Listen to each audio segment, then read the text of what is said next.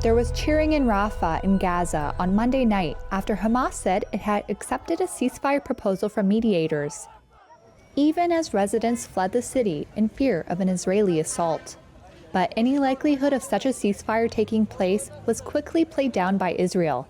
Hamas said in a brief statement that its chief had informed Qatari and Egyptian mediators that the group accepted their proposal for a ceasefire. It comes as Israeli forces struck Rafah and ordered residents out of parts of the city, which had served as a last refuge for more than 1 million displaced Gazans. A spokesperson for the Israeli military said all proposals that would release hostages held in Gaza would be considered, but said that for now, its operations would continue. In Tel Aviv, families of hostages kidnapped by Hamas in the October 7 attack called on President Benjamin Netanyahu to take the deal. Save lives, don't talk about fighting in blood. An Israeli official speaking on condition of anonymity said the proposal that Hamas had accepted was a watered-down version of an Egyptian offer and included elements that Israel could not accept. An official briefed on the peace talks, also speaking on condition of anonymity, said, however, that the offer was effectively the same as one Israel had agreed to at the end of April.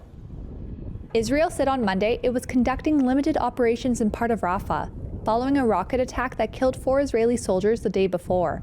Omar Shakir with Human Rights Watch said an invasion of Rafah would be, quote, unlawful and catastrophic. The areas that have been marked for evacuation are areas that have been decimated by Israeli forces that do not have the infrastructure needed for human life. A spokesperson for the U.S. State Department said Washington would discuss the Hamas response with its allies. It would bring an immediate ceasefire. It would allow increased movement of humanitarian assistance, and so we're going to continue to work to try to reach one. There has been a response from Hamas to the hostage deal. We're currently reviewing that response, and we're discussing it with our partners in the region. Now, as you know, the president talked with Prime Minister Netanyahu this morning. The call lasted about 30 minutes and was constructive. When the president and the prime minister spoke earlier today, was this specific framework discussed, and did the president encourage, put pressure on the prime minister to accept this framework? You're talking about what Hamas says they responded to. So just so you have the TikTok here, when they were talking this morning, we did not have news that Hamas had responded. So that news broke after the call. That said, as I mentioned in my opening statement, of course they talked about the hostage deal and the importance of getting it secured.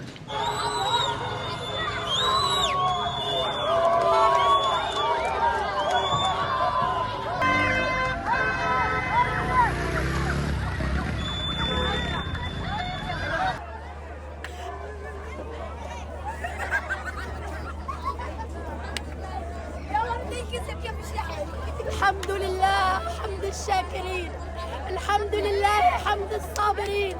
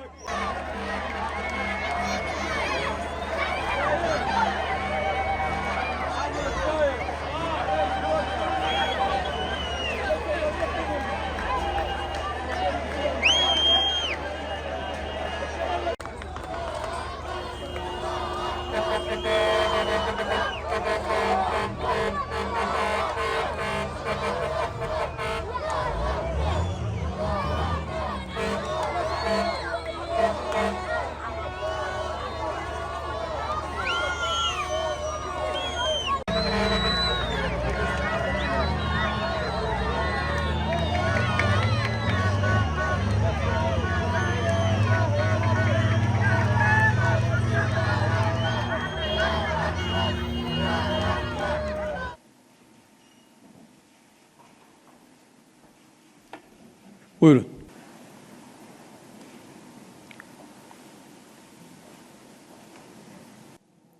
Bizim telkinlerimizle Hamas'ın ateşkesi kabul ettiğini açıklamasından memnuniyet duyduk. Şimdi aynı adım İsrail tarafından da atılmalıdır. Tüm batılı aktörleri İsrail yönetimine baskı yapmaya çağırıyorum.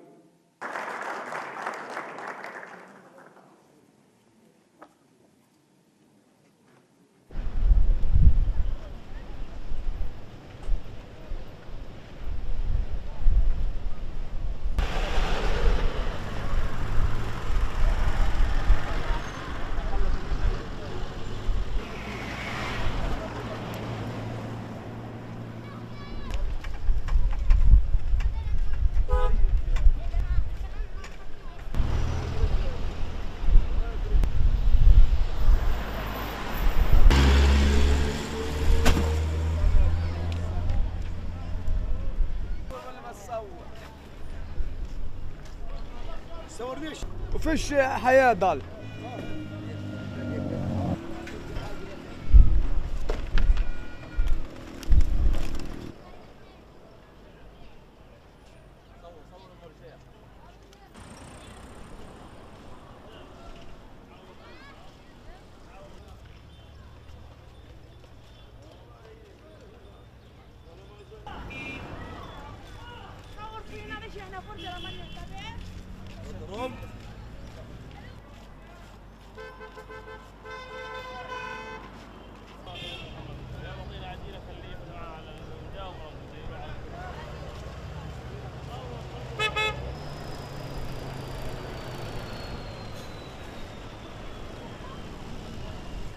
אנחנו בוחנים כל תשובה וכל מענה באופן רציני ביותר וממצים כל אפשרות בנושא של המשא ומתן והשבת החטופים כמשימה מרכזית לביתם מהר ככל הניתן.